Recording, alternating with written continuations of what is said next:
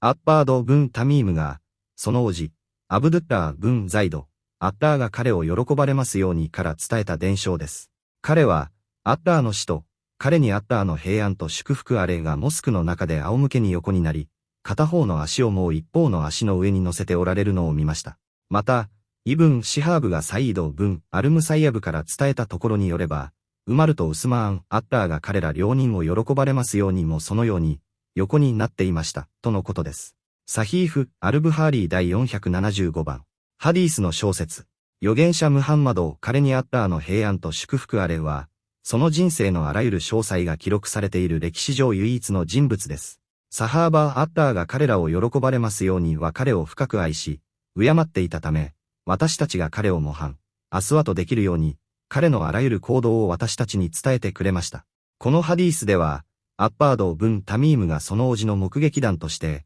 アッラーの死と、彼にアッラーの平安と祝福あれがモスクで仰向けに横になり、片方の足をもう一方の上に乗せて休んでおられた姿を伝えています。また、高名なタビーン、サハーバの弟子であるサイード・ブン・アルムサイヤブは、ウマルとウスマーン、アッラーが彼ら両人を喜ばれますようにも預言者と同じようにされていたと述べています。一見矛盾するハディースの解釈。ここで一つの疑問が生じます。別の正しい、サヒーフなハディースでは、足を重ねて横になることを禁じる内容があるからです。学者たちは、メラを次のように統合して理解しています。禁止の理由、チブ・アウラが露出する恐れがある場合、下着、サルワールズボン状の衣類を履いておらず、足を重ねることで服の隙間からアウラが見えてしまう状況では、この姿勢は避けるべきです。許容の理由、アウラがしっかりと隠されている場合、下着などを履いており、露出の心配がないのであれば問題ありません。イマーム・ブハーリー・アッラーが彼に自信を垂れられますようにがこの章に、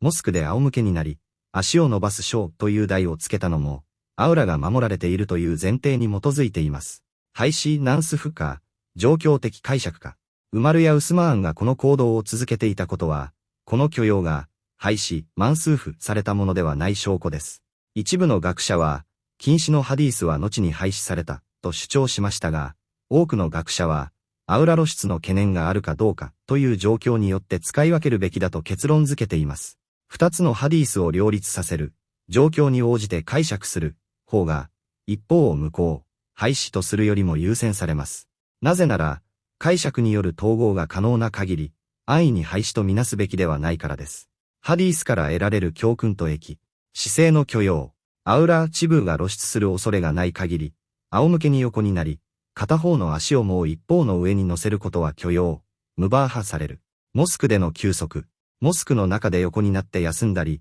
仮眠を取ったりすることは宗教的に許されている。